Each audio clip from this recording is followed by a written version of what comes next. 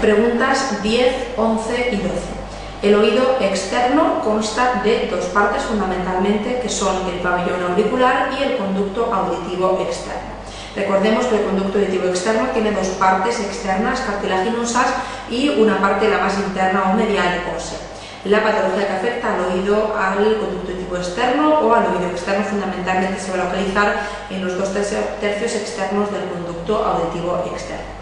La patología que puede afectar al pabellón auricular fundamentalmente son dos. En primer lugar, la pericondritis es una infección de la piel del pabellón auricular que suele tener una puerta de entrada o bien en la propia piel del pabellón o bien en la piel del conducto auditivo externo. El germen más frecuentemente hallado es Pseudomonas aeruginosa y por tanto el tratamiento va a incluir una cobertura antibiótica para dicho germen, generalmente quinolonas, que han de aplicarse de forma intravenosa, puesto que al ser una zona acra del organismo con escasa vascularización necesita una importante perfusión de la medicación, porque si nuestra medicación no es suficiente de tomándola vía oral.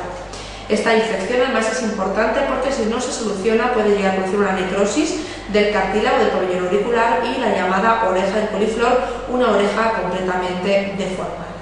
Otras patologías que pueden afectar al pabellón es la erisipela, una infección también de la piel y del tejido celular subcutáneo del pabellón auricular, producida generalmente por estreptococo del grupo A y por estafilococo aureus, también con puerta de entrada en estas dos zonas que hemos nombrado anteriormente. Se diferencia de la pericondritis porque en la erisipela hay una afectación de la piel circundante del lóbulo auricular, mientras que en la pericondritis el lóbulo en principio se mantiene intacto.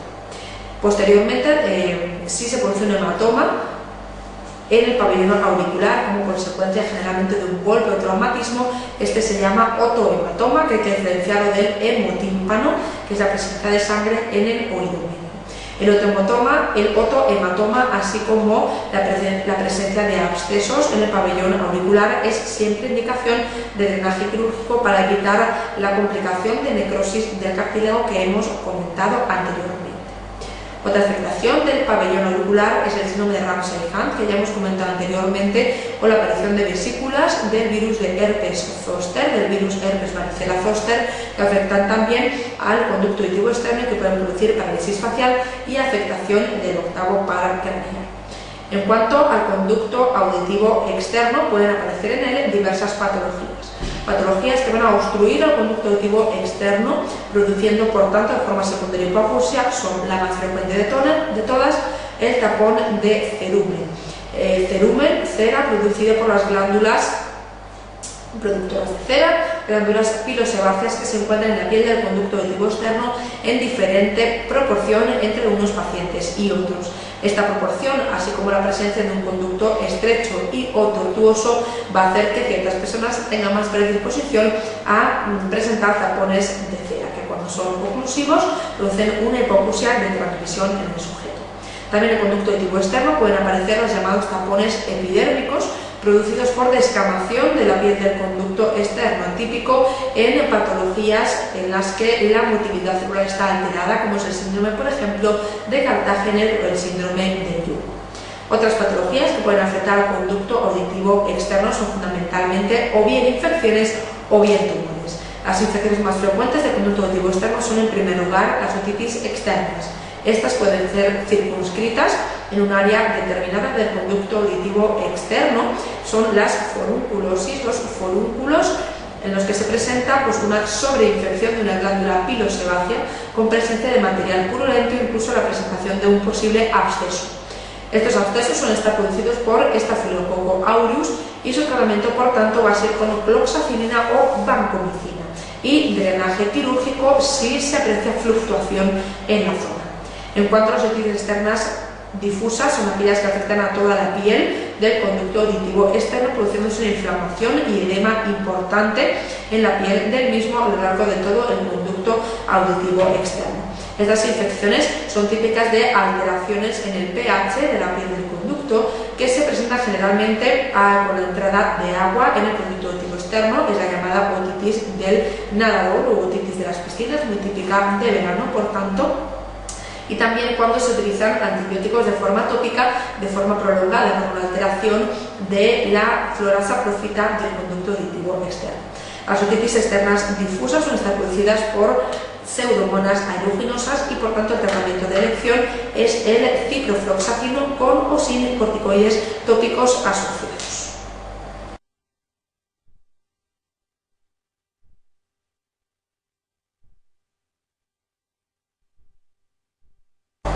Otras infecciones que pueden afectar al oído externo son las otomicosis, infecciones fúngicas del oído externo, fundamentalmente por dos microorganismos, Aspergillus y Candida albicans. En este caso, la presencia de los síntomas es fundamentalmente con prurito, no tanto por notalgia, sino prurito debido a la excesiva secreción que producen los hongos al invadir el epitelio del conducto auditivo externo. Por eso el tratamiento de estos pacientes no es solo la aplicación de gotas tópicas con antifúngicos, sino también la aspiración frecuente y limpieza de estas secreciones para que estas gotas puedan penetrar de forma correcta en la piel del conducto auditivo externo. El tratamiento de estos pacientes es largo, de unas 3 semanas, para permitir que penetren hasta el estrato basal del epitelio del conducto auditivo externo. También otra de las infecciones frecuentes en el conducto auditivo externo y sobre todo tener en cuenta por su alta mortalidad es la otitis externa maligna o necrotizante, muy típica de aparición en pacientes inmunodeprimidos, diabéticos o que están recibiendo quimioterapia por alguna razón. Se caracteriza por la presencia de una necrosis de la piel del epitelio del conducto auditivo externo. Por lo tanto, al necrosarse esta piel van a aparecer esfacelos y una otalgia importante, intensa, sobre todo que no cede con ningún tipo de analgésicos. Con la evolución de esta enfermedad puede producir una erosión de las paredes óseas, incluso del conducto auditivo externo, y al erosionar la base del peñasco van a producir también la afectación de pares craneales, empezando por bajos y pueden seguir con la afectación del séptimo, octavo e incluso quinto par craneal. Esta patología tiene una mortalidad del 50% y la gammagrafía es una de las pruebas diagnósticas patognomónicas para dilucidar la osteoidisis que se está produciendo en estas infecciones.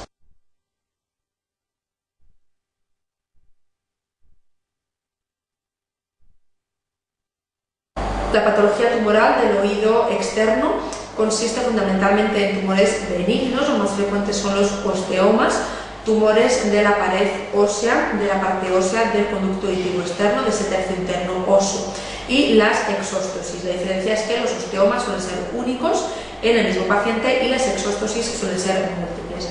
En cuanto a los tumores malignos del conducto auditivo externo, son raros, pero con alta mortalidad, y el tipo celular más frecuente es el carcinoma epidermoide.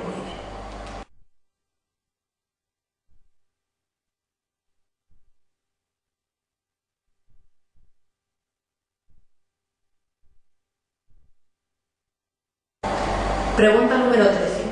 La patología del oído medio es una de las más frecuentes patologías otológicas y va a caracterizarse fundamentalmente por dos tipos de patologías. En primer lugar, la disfunción tubárica y en segundo lugar, las infecciones, bien sean agudas o bien sean crónicas. La disfunción tubárica va a producir fundamentalmente dos tipos de patologías. En primer lugar, la ototubaritis es una inflamación del tejido de la trompa de Eustaquio, de la mucosa de la trompa de Eustaquio, muy típico tras cuadros que comprometen la función de las vías respiratorias superiores. Un cuadro catarral, por ejemplo, que va a producir inflamación de esta mucosa y una disfunción transitoria de la trompa de Eustaquio, por lo tanto, del mecanismo de ventilación natural del oído, produciendo una hipopresión, presión negativa en el oído medio, lo cual va a hacer que el paciente tenga una hipoacusia subjetiva con una acumetría de hipoacusia transmisiva y con una curva desplazada hacia la izquierda en la que se va a realizar una timpanometría. ¿De acuerdo? En segundo lugar, la patología infecciosa. Como paso previo, patología infecciosa y patología consecuente a largo plazo de disfunción tubárica aparece la otitis serosa. La otitis serosa o seromucosa u otitis con derrame es una patología muy frecuente en la población, sobre todo en la población infantil, debido a que la trompa de Eustaquio en los niños es muy cortita y tiene un funcionamiento bastante deficitario. El primer paso de esta otitis seromucosa es la aparición de un derrame líquido en el interior del oído medio por una hipopresión o presión negativa mantenida por un mal funcionamiento de la trompa de Eustaquio.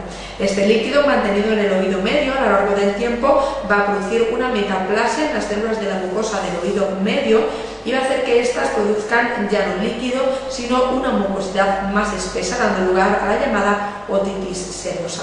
Esta otitis serosa tiene varios tratamientos. En primer lugar, el tratamiento conservador, que consiste en un tratamiento dirigido a las fosas nasales para descongestionar las mismas e intentar la apertura de la trompa de Eustaquio para que la mucosidad acumulada en el oído medio salga, drene a través de su vía natural de drenaje, que como hemos dicho es la trompa de Eustaquio.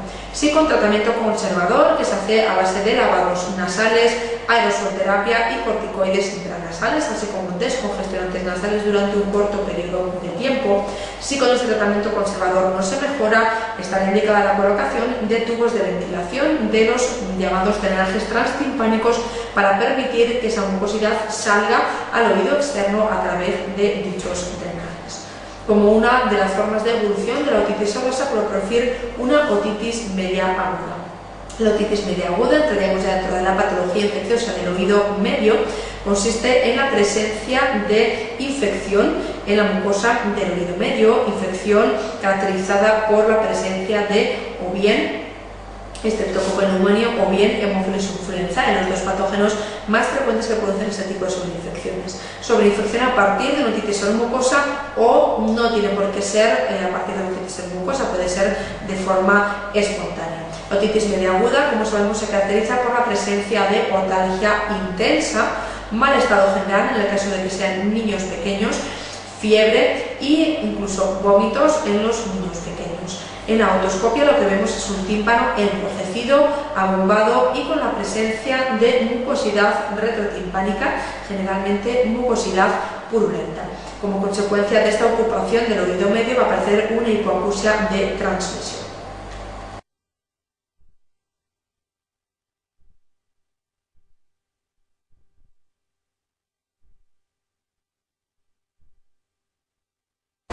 Preguntas 14 a 17.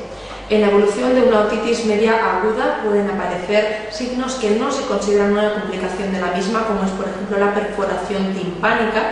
Se considera dentro de la evolución normal de este proceso con salida de material purulento. De hecho, es típico que ceda la otalgia una vez que comienza la otorrea y momento a partir del cual se pueden empezar a utilizar antibióticos de forma tópica. En cuanto a las complicaciones de la otitis media aguda, fundamentalmente o la más frecuente, la que aparece con más frecuencia es la mastoiditis aguda. La mastoiditis aguda se caracteriza por la presencia de material purulento en la mastoides, que recordemos que es la parte posterior del oído medio comunicado con la caja a través del latitus ab antrum, pero además de la presencia de este material purulento se produce una osteolisis de las celdillas mastoideas. Debido a esta osteolisis, la mastoiditis puede exteriorizarse, produciendo lo que se llama la mastoiditis lateral o exteriorizada, ¿de acuerdo?, en la que se produce un abombamiento del pabellón auricular, así como la posible presencia de una fístula de Guillet con salida de material purulento a través del conducto auditivo externo. Otra de las posibles mastoiditis esterilizadas es el absceso de Bezoul.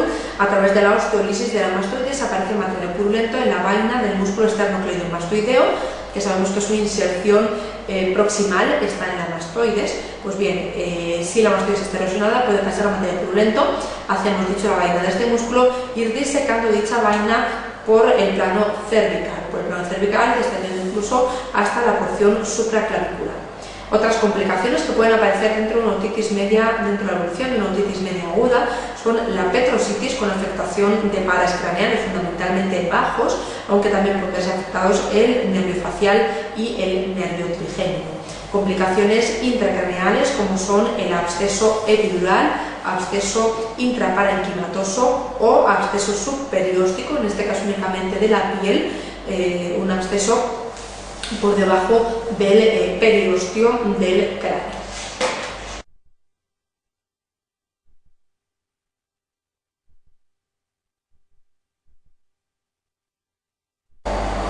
Otras complicaciones intracraneales como consecuencia de una otitis media aguda son la tromboflebitis del seno lateral. Sabemos que la mastoides y el oído medio tienen su drenaje venoso en el seno sigmoide y a continuación en el seno lateral, por tanto una infección en la mastoides puede drenar también materia purulenta hasta estas zonas y de estas zonas producirse secundariamente un tromboembolismo pulmonar de forma hipotónica. También la meningitis de origen autógeno no es rara, no es infrecuente dentro de la evolución, sobre todo en pacientes inmunodeprimidos, de una otitis media aguda.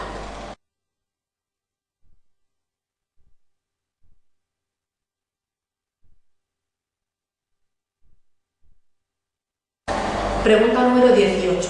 La otitis media crónica simple no es la única causa de perforación timpánica. Podemos tener perforaciones también de origen fundamentalmente traumático, o bien por traumatismos directos, por ejemplo, introduces un bastoncillo en el oído externo que llega al oído medio, o bien por exposición a ondas expansivas, traumatismos indirectos. En este caso, las perforaciones pueden ir asociadas a lesiones de la cadena osicular, fundamentalmente luxaciones o incluso rotura de los huesecillos de la cadena osicular.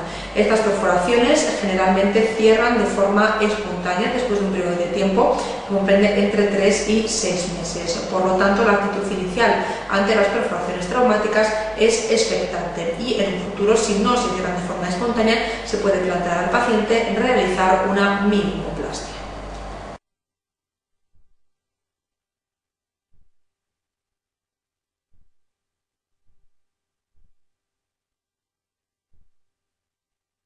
Pregunta número 19. La presencia de un pólipo en el conducto auditivo externo nos debe hacer pensar fundamentalmente en 3 patologías.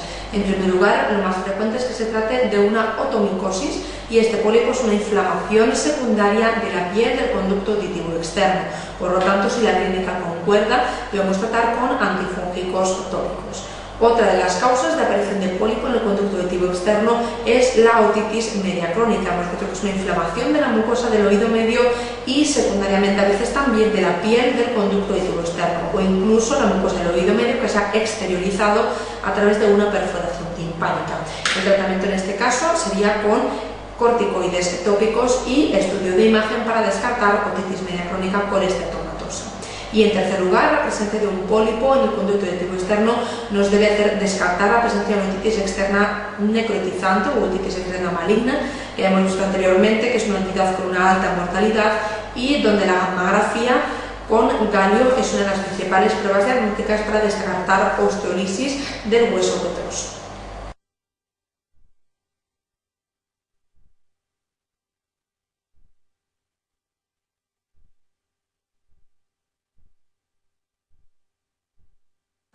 Pregunta número 20.